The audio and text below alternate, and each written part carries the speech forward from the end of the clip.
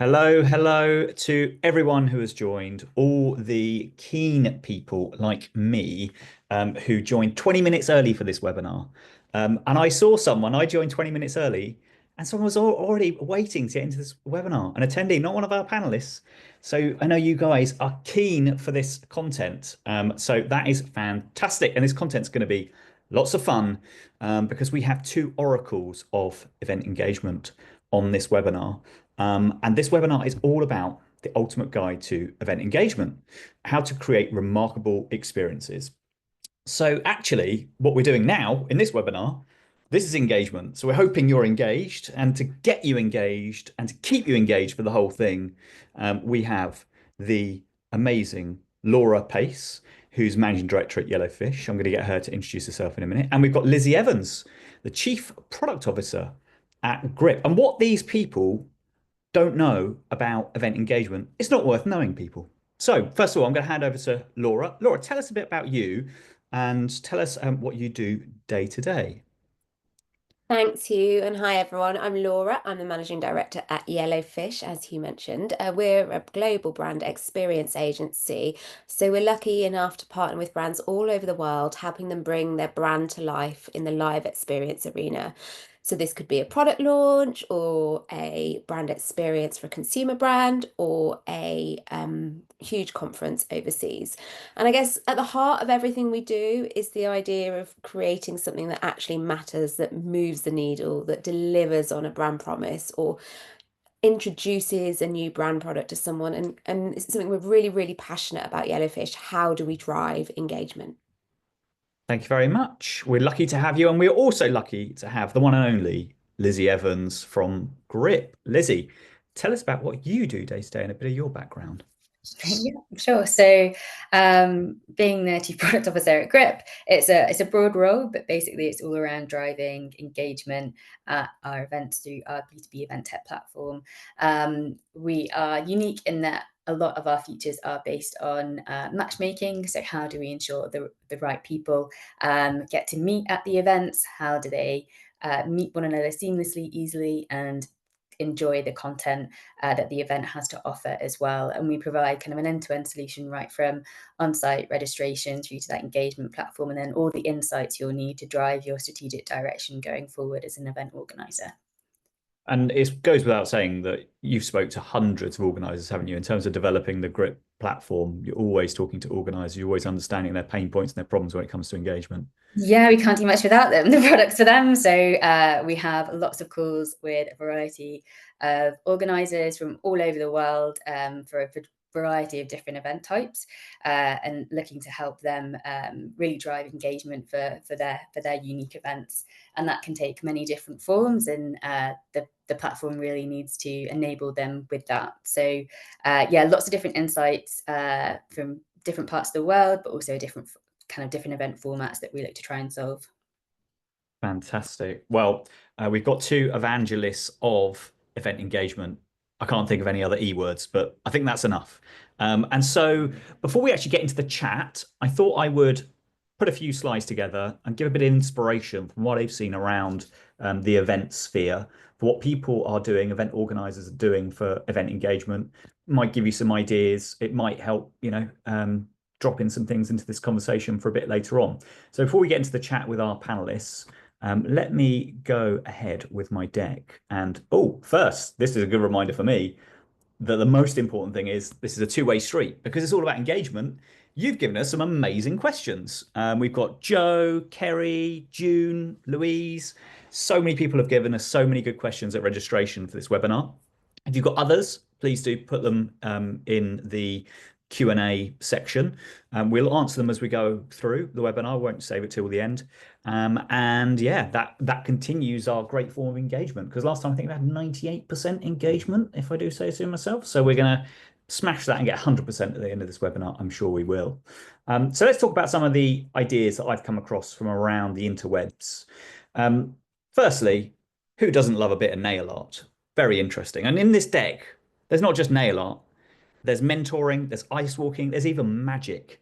And these are all different ways that you can use as event organizers to increase the engagement of your attendees and your sponsors and your exhibitors, because we're talking about the whole suite here.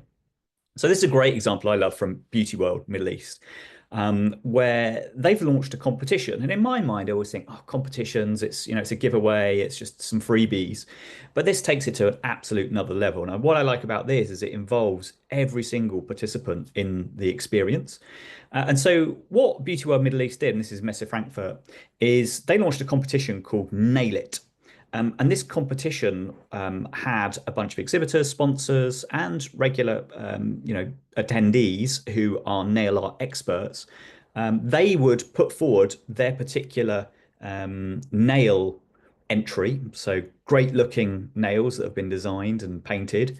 Then you'd have a load of judges, but on top of the judges, attendees, sponsor exhibitors would all be rating different nails, and that would happen throughout the whole event. So it'd be a competition that's always on. Everyone can engage with it and everyone feels part of the show, and you get a winner at the end. And it's just a really nice example of bringing a show to life. And they don't just do nails. I think there's a barber one, there's a perfume one as well, all running throughout the show. So everyone can kind of get involved and be more engaged. Next one, ice walking, worldwide events. You probably remembered our last webinar. We had Richard Barnes on, CEO there, and they recently got back from Lake Louise in Canada, where they went ice walking. And this is just a still from the video. It's incredible. Have a look at their YouTube page. But what I really like about this, it's a bit of unstructured networking where they can take the participants to somewhere different, experience something that's quite unique, but at the same time they can connect. They can kind of build relationships, and that then keeps them super engaged in the event itself, because at the end of the day, the relationships lead to engagement, lead to retention, and lead to fantastic satisfaction scores. And worldwide events are some of the best in the world at doing this. Next one, we talked about networking, but what about meetings themselves? And Lizzie will probably talk about this later. Removing cognitive load from meetings, so important. So this is Money 2020. They had all of their meeting areas, and obviously we know that meetings are great for engagement. But what if you can just make it so easy that people have the meetings? They fill in their profile about what they want to experience, who they want to meet, what's valuable to them, and then literally they're given a list. Here's your meetings. It's in this room. It's on that table. Here's the number. At this time, go for it. And it's like you don't even have to think, and you're getting value from this show. It just makes it really easy to connect. I love that. And that was the first time Money 2020 did it at their show recently. Next one, Game Industry Conference. So this is a conference in Poland for people who develop video games. And it's really, really popular, huge show. And what I really like about this is they've analyzed their attendees and they've thought, right, what do each attendee, what do they really value? What do they want from our show? And guess what? It's not all the same. And one particular segment of attendees, they really wanted to advance their career, but didn't really know how to do it, were stuck, and they needed some help. And so Game Industry Conference, instead of putting on regular meetings that could be for anything, they almost rebranded their meetings. So they became mentoring one-to-one meetings, and they match young aspiring game developers with the talent, with the studios, to ensure that they come together, have meetings that matter and that help them on their career trajectory. And so what that's about is just getting under the skin of your participants and going, what do they really care about? What value do they want? And let's create a specific program just for them. It's not for everyone, but again, if it's focused, it's personalized, and it gives them value, you're getting more engagement. Really love that example. Next one, just make it really easy to connect. We've got a product which is smart badges. And what happens is that you can just literally click a button and you share contact details and you can download it later. Again, it's just removing the friction, removing the cognitive load, make it easy just for people to engage. And we've made it even easier. Now we've got these wristwatches. So same concept, but you just tap a wristwatch together. Joe's about, in that picture, he's about 7 foot tall. So I'm literally reaching up to try and touch my smart watch with him. But yeah, easy to share contact details, looks pretty cool. And it just, it's fun. Make it fun, make it easy to connect. Next, magic. I promised you magic. I love this one.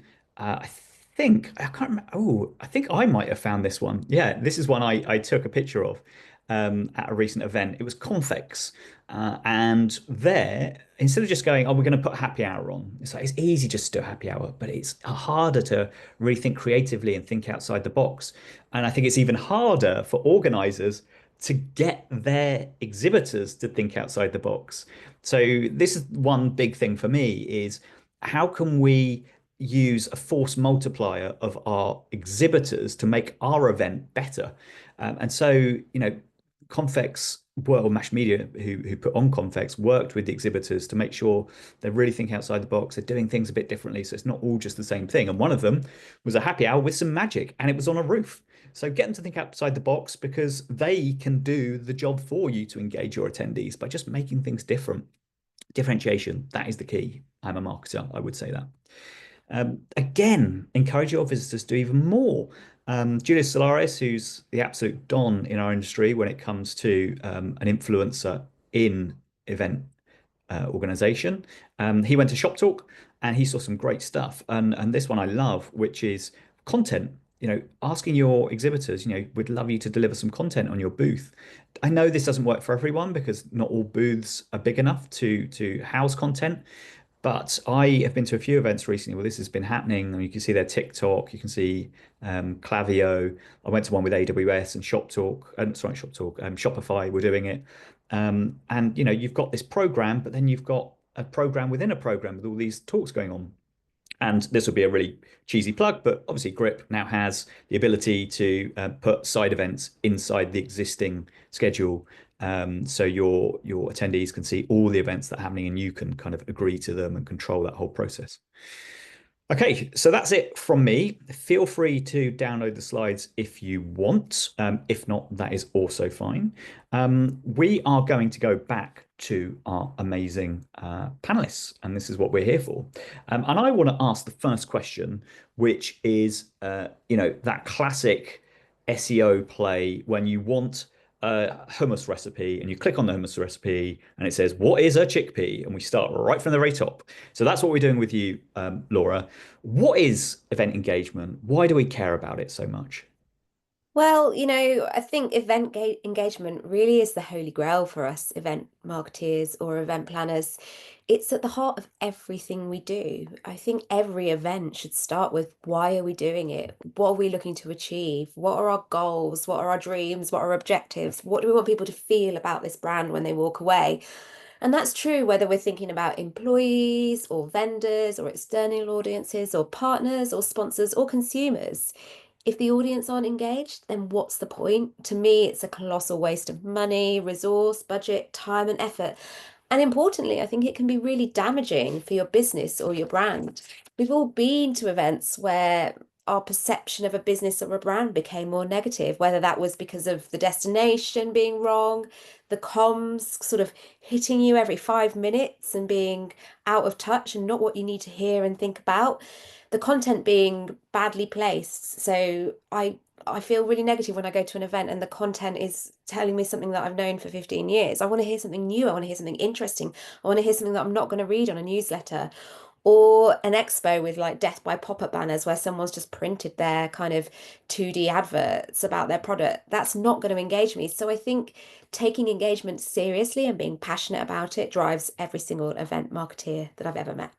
Yeah, I completely agree. And that's something we do with this webinar. It's like, we just don't want people looking at the first page of Google and then just regurgitating that or giving people some, high level strategy. It's like, how do we engage people by just telling them the hints, the tricks, the secrets, the stuff that you just couldn't find out any other way. And I agree, that part of the content is so important. Lizzie, talking about engagement, what are some of the things that you've been seeing out there in the world with engagement? What's been working? What's a good way to engage audiences, whether they're your, attendees, sponsors, or exhibitors? Yeah, so I think I think that going on the thread of the unique content, I think is really important. The reason to kind of often go to these events is because you're going to get those tidbits of information that you wouldn't do otherwise. You're not going to get it from a newsletter. You're going to have those conversations, or you're going to hear those great kind of talks maybe at the exhibitor booths where there are more informal kind of smaller group events. And I think that is that's what I've seen working really well across some of the larger scale events. It's much more smaller environments, curated spaces, the exhibitors, sponsors, anyone can really create and own, and the organizer kind of giving them the opportunity to do that and promote that well. They create kind of more ad hoc and interesting, I think, conversations for those individuals. Generally, as a rule as well, just making sure that the content is accessible to everyone. So you go to events and there's a pretty broad demographic of attendees there at times. Sometimes the session content will probably be in one language, in English predominantly. So how do you make sure that it's really easy for all people from all over the world to enjoy that? So you often see that those smaller kind of session, kind of roundtable discussions are maybe being transcribed on a screen, but there's some great tools out there where there can be live kind of transcription and translation through a mobile app. So there's a tool that we've been discussing things with recently that can do that really well, and it's a live audio transcription, so they can hear it straight away. So removing those barriers for everyone to enjoy content, I think, is a key thing, and making sure that it can be accessible to everyone in the right way. Because if it speaks to you, you're immediately there and you're taking the right action. Yeah, because I seem to remember you saying in the briefing call, about making it 10x easier to get value from the event. I Yep. thought that was a really fascinating kind of way of approaching things. And how would you go about that? How are organizers approaching the fact to understand value in the first place, and then trying to make it easier to get that value for their participants? Yeah, definitely. So I think it helps that they can understand their audience and their audience's needs quite specifically. So I think being able to understand their needs, their interests, their demands by collecting that information pretty seamlessly up front. It should not be a laborious process for your attendees to provide that information. And on that, then those experiences that information can be leveraged to drive that engagement. So for instance, we consume, if set up, quite a lot of that interest and demand data, and then we can recommend the right people. So instead of kind of arriving hoping you might meet the right people, you're trying to book meetings in a certain space, you can take a lot of the friction away by doing a lot of that load for you. You provide us a bit of information, we give you a lot more. So we can provide you with a list of people you should meet. We can make sure that you've got a place to meet them. You can set up that meeting super easily. And you can also manage that alongside the wider event content that you're looking to consume as well. So I think it's a little bit of information, and the right information up front from your users, understanding them to then provide them with the toolkit to make sure that they can get the value, whether that be knowledge through the session content, meeting other people, business value because they're looking to kind of establish deals and to network correctly. And it's understanding that interest and demand right up front. And how would organizers go about that? Is that a survey? Would they be calling them? Yeah. How would they get that information? So typically you see it as something that's maybe captured through an onboarding process, but there's a greater demand for that to feel a lot more seamless and a lot more human-like. So that can be more of a hands-on, depending on the type of event, concierge service to capture that information. But that could also be implemented through a mobile app, like a chat function. So it's nice and seamless. It's not, oh, I've got to fill in a form. It can be something that is a lot simpler and more enjoyable experience to prep you for the event. So that's something I think we're looking at as well, to make it a much more human but assistive kind of experience to capture that information. Yeah, I love it. That's great. And I love your use of the word enjoyable. I think that's great. I mean, coming to you, Laura, enjoyable, I've talked to you about various event engagement strategies you've used. One of them didn't sound very enjoyable, a plank challenge. Uh, Tell me about some of the techniques and tricks and tips you've been using for event engagement for your clients. Yeah, of course. So, and taking on what Lizzie said there, I think our kind of starting point is always that audience insight, and that can absolutely come from a survey. But we like to go one step further and think about our kind of event attendees as humans, because they obviously are, and what drives them. Like you'd start an advertising campaign, what is the pen portrait of the audience that you've got? Because I think from that you can very quickly derive what the value exchange needs to be for that event and what your attendees are looking to get from it and what is going to make them excited. There's no point in nail art if your audience is male dominated and, you know, really interested in football, but a plank challenge could work very well. So for a big tech reseller recently, we completely reinvented their expo. So their expo was Death by 2D pop-up banners. And it was very much the value exchange wasn't existing. It wasn't existing for the vendors and it wasn't existing for the audience attendees. They weren't feeling like they were getting what they needed out of the event. So our starting point was to pen portrait that audience and say, what drives them? What do they really like? What's going to get them out of bed in the morning? What's going to incentivize them? What's going to get them excited? And then we created an immersive world, a street, where you could interact with each one of the vendors based on where they were in the kind of sponsorship hierarchy as a shop. So one of those shops that we're talking about was a gym, and the gym had physical challenges because one of the things we learned about this audience in the beginning is that if you get them moving, if you get them physical, then the networking and the engagement is going to be high octane and high energy. So around the street, there were multiple different engagement and interactive elements built into the expo. They all had an element of competition that was gamified through the app we were using. So there was a kind of element of competition, which is something that came through really loud and clear from our pen portraits. And the satisfaction scores and the engagement scores from both the vendors and employees alike were a 96%. So we were really, really proud of that. And I think it just shows that if you read the room, you understand your audience, you look at insight that's driving them, you communicate that in a way that makes sense to your vendors and your audience, then you can do something magical in the event space. That's great. It kind of ties the two things together, isn't it, really, which is underscoring the value of understanding the value in the first place. Because unless you do that, unless you understand who they are and what they want, you're not going to be able to get any engagement because what you're going to do is probably going to fall a bit flat. Not like your plank, though. Not like your plank. Hopefully that won't fall flat. No, And you I want to think keep that that going. that goes through to every stage of event planning, you know, so how you lay out the space really impacts engagement levels, how you allow audiences to move around that space, you know, where your water coolers are. There's every single element contributes to how high your levels of engagement are. So I think thinking holistically and putting that framework in place at the beginning means your event can be engaging.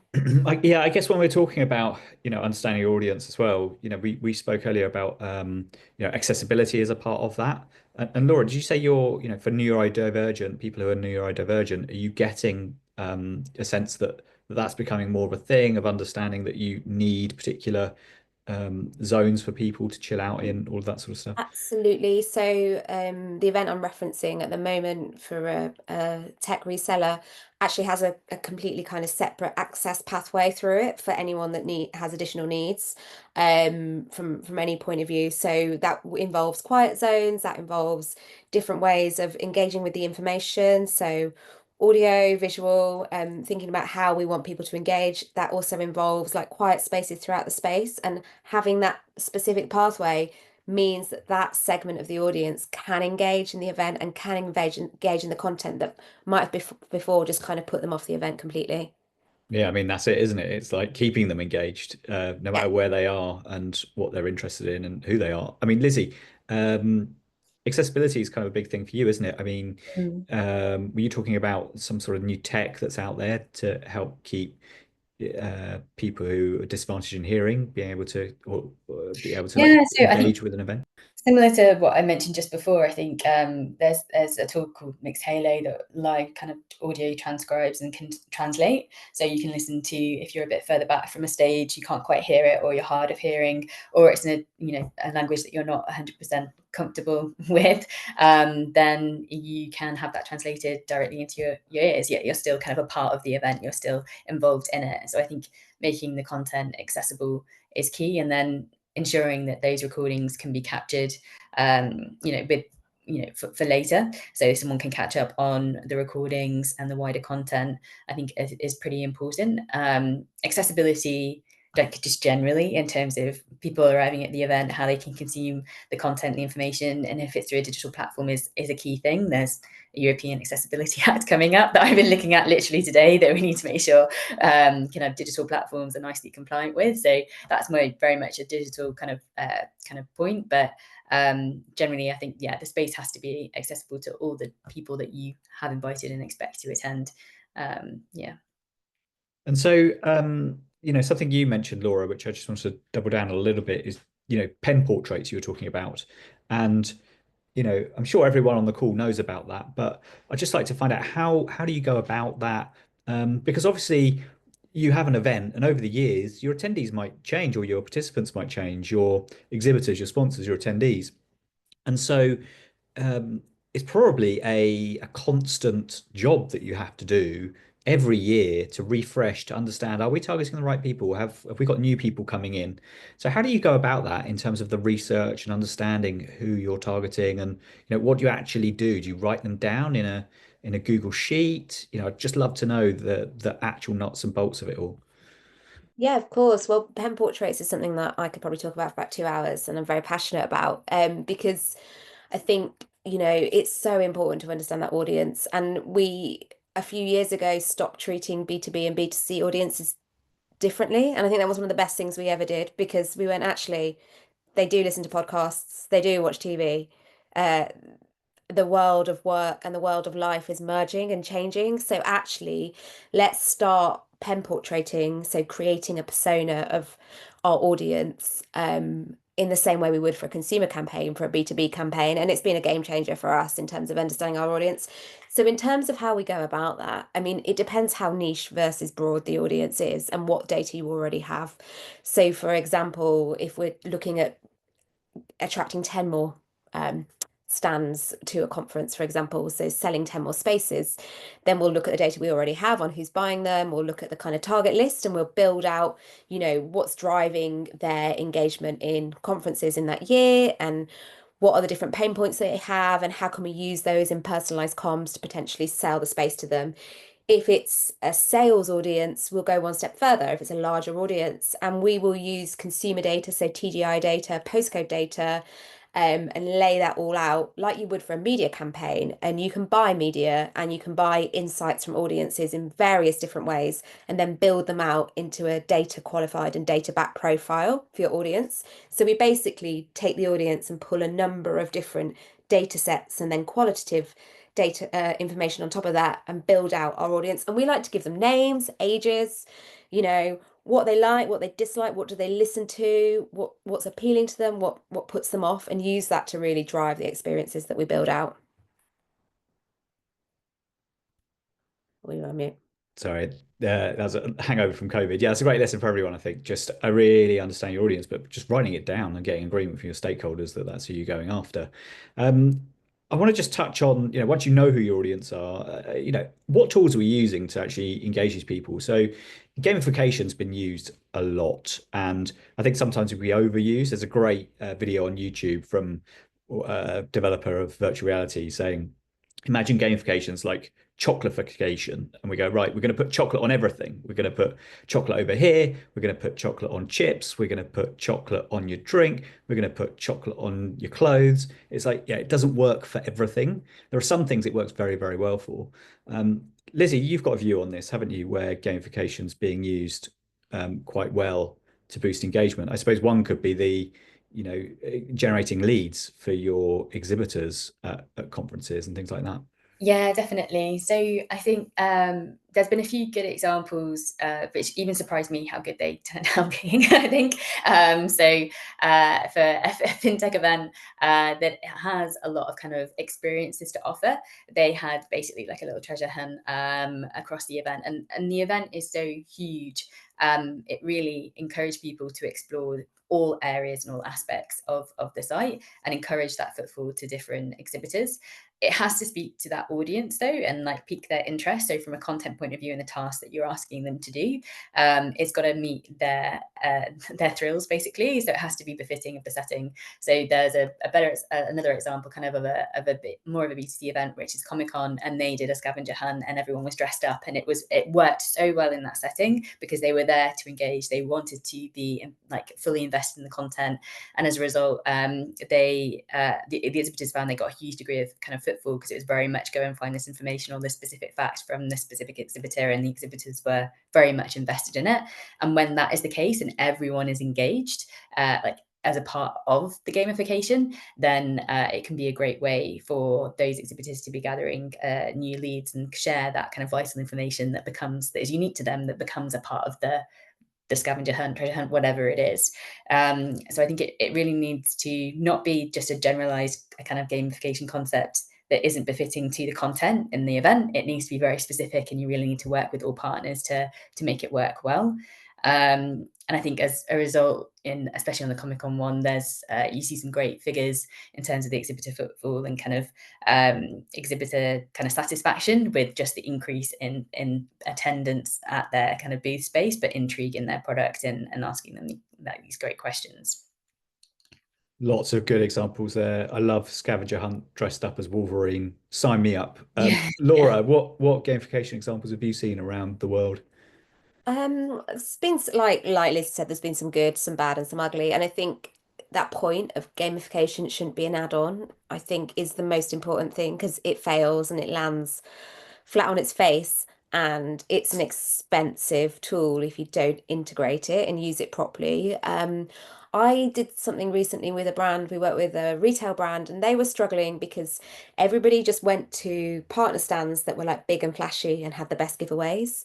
And they couldn't get people to go everywhere. So we literally divided the audience into four teams, different colored teams. They had t-shirts in that team, and they had challenges set for them and we zoned the space into four colors. It was very simple. They had challenges set for them, and they had a time challenge in each zone as a team, and they had to work round. But it meant that the vendors and the partners at that stand all got the same experience because everybody was visiting with that kind of treasure map in hand, with that kind of challenge Annika list in hand, and it meant that it became much more democratic as a space by using gamification.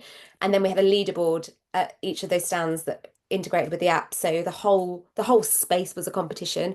And I think that can work really, really well, especially in a large expo when you're struggling to get people to use the whole space, is kind of tying in your challenges with the event narrative and getting people to move around in groups. Everyone loves a competition, so They do. gamification can be brilliant. Unless you're me, and if it's a planking competition, I'm out. I feel like I'd you're last in. like two seconds, I think. Right, I'm going to go to the questions in a second. I just want to give my gamification example.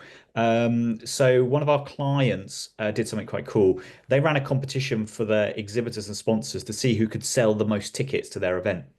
And so they literally gave them a registration page which they could brand themselves, and they would be selling tickets. The winner of who sold the most tickets to their own event got something called beer in the booth. And beer in the booth was pretty cool. So they won a single notification via the event app. And that notification went out at a certain time to everyone at the whole show to say, it's now 5 o'clock. Beer in the booth is at the winner's booth. And everyone swarmed then. It was free booze provided by the organizer. Everyone won from that. And yeah, it just went really, really well. So I think it's leveraging the technology as well, understanding your audience, and then putting out these amazing notifications to get some engagement. Right. What we've got next? We've got a question from our lovely audience. We've got one of my good friends, Ed. Ed says, a recent national conference seminar he was surprised by the lack of engagement in the main sessions, where keynote speakers talk from their PowerPoints. Then, if you're lucky, you get a fireside chat Q&A with the audience. So beyond that, beyond doing like, online polls to zhuzh it up a little bit, what other innovative techniques can liven these sessions up.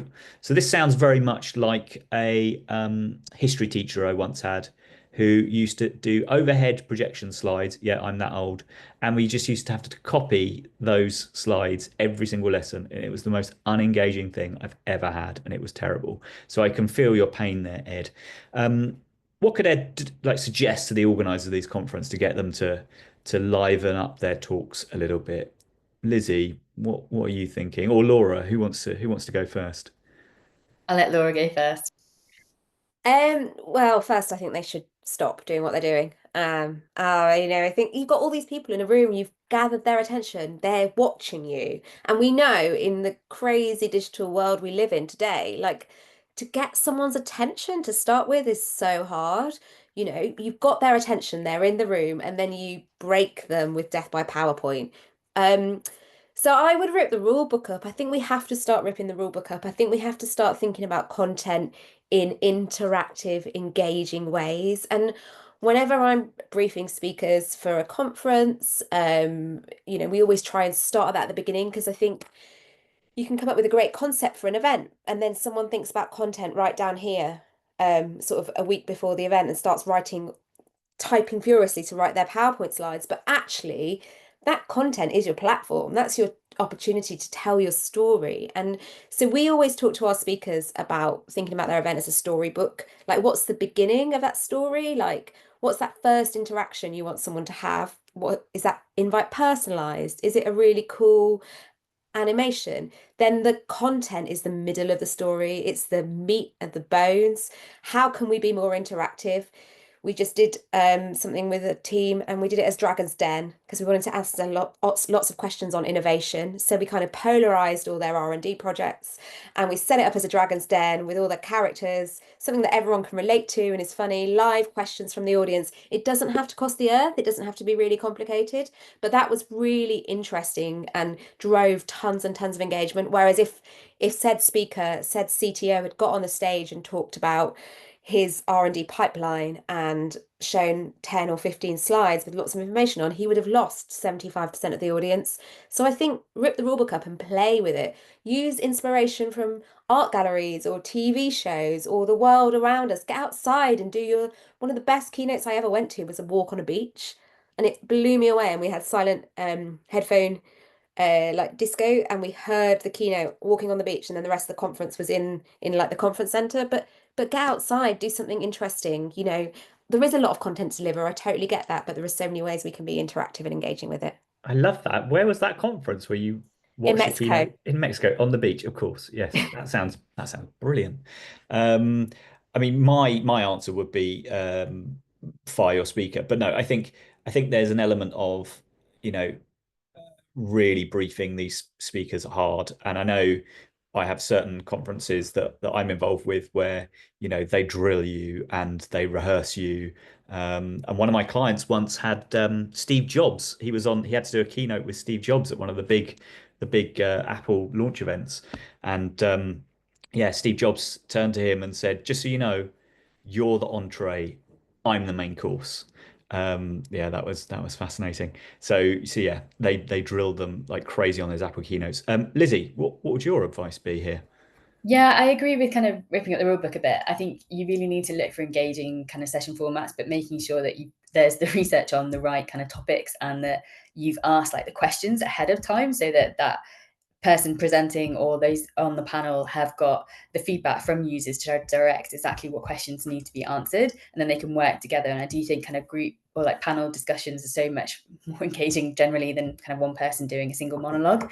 I think the more there can be a natural conversation that is led by some really pinpointed, targeted questions from your audience, just generally works really well because you're going to answer what they need to hear, but also fueling it with kind of maybe some interesting mediators. Like one of our customers has developed their kind of own AI bot, and that acts as a like a mediator on a panel and can be asked questions. So anything that is a bit more, tantalizing, interesting, different formats, introducing different aspects to the session, I think will drive that engagement because people are just curious to attend and see how things like that new technology can perform in that context.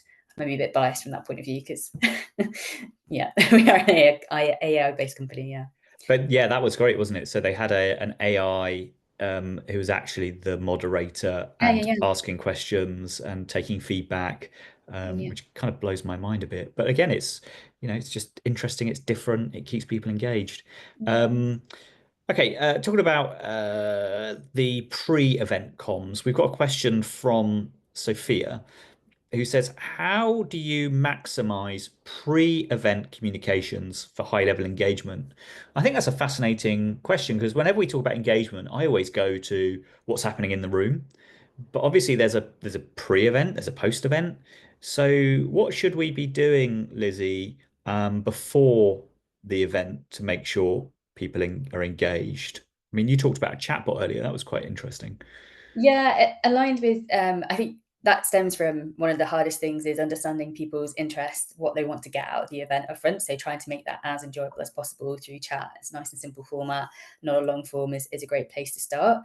I think you really need to outline quite clearly to the different segments in your audience, the kind of key need to knows in the simplest way possible. And you can receive a lot of email comms for some of these events. So simply put, what are the key things that they must know to make the most of the day, and know that there will be this tooling, just go to the mobile app on the day, and then that's your complete event day companion for everything that is live happening and for pre-scheduling everything that you want to attend well in advance. I think the sooner people can know that they will be, they've got this tool to help them on the day, whether that's navigating how to get there, how to find each session stage, but what is available to them, the sooner the better. We know from kind of our data that kind of at least a month's kind of launch time really helps with that engagement at the event itself. If it's too close to the event, people don't maximize on everything that they have to offer because they've not necessarily downloaded or accessed the content in good enough time to plan things effectively. So there is that sweet spot kind of time window on kind of prep to ensure that each participant has enough of an opportunity to make the most of it. Yeah, we've seen, what is it, 6 to 4 weeks out. If you start your engagement that early, it doubles the engagement rate pre-event compared to if you do it 2 weeks. So Yeah. yeah, starting early is a great message to have. Um, what else have we got? Oh, this is a really great one. This is from someone who is nameless, didn't put the name on it, but it is a good question. How do we actually measure engagement? And they put measure in caps. So it's very important. Because I think, we're talking about engagement. It's like, but how do you know? How do you know if people are engaged? I mean, Ed's question about he sees people on their phones. That's a good example visually, but how do you actually record some of this stuff as a metric? Yeah, I can go for this one. Go on, So, Lizzie. yeah, we're pretty obsessed on. Well, I'm pretty obsessed on that from a platform tracking kind of point of view. And there's actions that can be taken in a mobile app, but more kind of passive tracking that also can happen depending on if that kind of works for your audience. So, one thing you mentioned earlier, Hugh, was the smart badges, for instance, where you can connect. That also does the tracking. So that data can really help identify, it's attached to the badge of the user, where people are gathering, the footfall at certain exhibitor spots, and to really understand where most of those connections are taking place. So ultimately, I think it comes down to how many people are connecting, how many people are choosing to kind of exchange what would be known as a physical business card, but is now a smart badge connection or a badge scan, just an exchange of contact details, and how many come away feeling like they've got value because they've met an interesting individual or the right individual to come away with, further business potential, knowledge share, great network. And equally, if it's kind of more heavily kind of content-based event, that they've got great feedback on the content that they've kind of been able to consume during that time. So for us, we lean kind of quite heavily into the kind of networking and kind of the hosted buyer events as well. So that engagement really comes down to the number of connections and meetings and the quality of those meetings and connections. How do you know their quality, those meetings, though? How do you Yeah. find that out? So we prompt for feedback on the meetings, and for events that are very much around this, I'm talking very, like, not all events are set up to do this, but for kind of the hosted buyer and kind of the pre-scheduled meetings, we see a significant amount of feedback on those because people have arrived, they've got the schedules, and we do prompt that feedback through the mobile app. And that's the best way for us to gauge that at the minute, outside of kind of a wider CSAT and NPS kind of recording, which we do, but also organisers do on top in different forms. So you really have to capture that sentiment through whatever means you can, depending on the audience, whether that's through your mobile app or on site. I think And I just to add to guess, that, or just going to add to that as well, we've had some really great successes with looking at not just the immediate impact of the event, but also tracking the kind of broader sales journey, if it's about acquisition.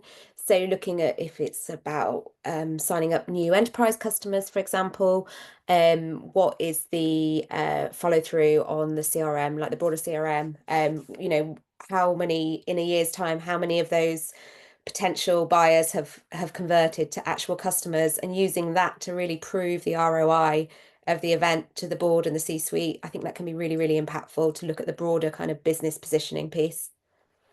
yeah, and I think you touched on it previously, didn't you? And when we were talking about the prep call, which I think is another good example of engagement, is like getting your speakers ready and talking to them ahead of time to make sure they're ready to deliver some amazing insights, like you guys are. Is around, why are you collecting the data? I remember you saying, there's analysis paralysis sometimes where you've got too much data. Yeah, I've seen it so many times when you collect data for the sake of collecting it. Like, what do you want to do with that? I think again, it's all about that narrative and that journey and where are you going with that data? Like, if I'm asking you for all this information, what am I going to do with it? There was a period we were talking about on our prep call, weren't we? Of like where everything you went to, you just had to put your email in, collect as much personal data as possible because every brand and business in the world was trying to capture data, but then they like locked it up in the cupboard and forgot about it and didn't do anything with it. So data is powerful if we know what the broader journey is and we know what we're going to do with it and what we're hoping to gain from it. And I think it goes back to using it for those audience insights. And I guarantee, and I know this from some of our clients, like they do this incredible survey, they get all these stats from a massive event, and then they start again and they never look at it again. But that's actually, if you're wanting to understand your audience, that's if you've got no other data in the world, that audience evaluation and that qualitative survey that you've done pre, during, or post event is your starting point. That's a brilliant starting point to build something out. Yes, and I think a lot of organizers try and front load that data collection, don't they? They put it into the registration form. I mean, how many of us have been to a free conference and you're there filling in the data, you're ticking all the boxes, doing all the drop downs, and Guy, who is at Emerald, has a really great example of they've really cut back on the number of questions they ask. They hardly ask any. And what they do is they drip feed questions. So every part of the journey, the next bit of the journey, there's another question to answer. So maybe it's when you're downloading the event app. When you first get into the event app, there's another question. And they're just picking up these little bits of data all the time to understand you, to profile you, to better engage you so that you're not disengaged right at the start when you have to fill in this massive form. You're like, oh, do I really want to go to this event in the first place? Well, it Yeah. puts you So off, right? It's a barrier to entry. So as event planners and strategists, our job is to break down those barriers and to make it as easy as possible for the information to come to life and to like not lose people at any step in the consumer journey. And if you're continuously being asked for data for data's sake, you're not going to engage. You've lost people's engagement. Oh, that was another one I remember as well. I agree. Short, snappy things. I think AgriConnect do something quite cool. Was it AgriConnect or Clarion? One of those. They do a pulse survey. They just want to check in and get the pulse of the event, and literally it's a little notification on the event app that says, how are you feeling right now? How are you feeling about the event? Like 1 to 5. And you can just quickly give them a bit of data, which helps them actually pivot and change course based on how the vibe is in the room at any one time. And it's, again, what you said, Lizzie, around low cognitive load. You just reduce the amount of effort it takes from attendees, exhibitors, sponsors to give you that data that allows you to change course and improve engagement. Yeah, definitely. I think the passive data capture, if it's been approved, is really useful because then you're doing the tracking. It's just the interactions that are happening within the mobile app that are informing what's going on for you to leverage. So what you just mentioned there with Clarion, they're segmenting that based on the interaction data of the actions in the app, what users have or have not done, and then choosing to send them that prompt in the application. So that's really key. Mute.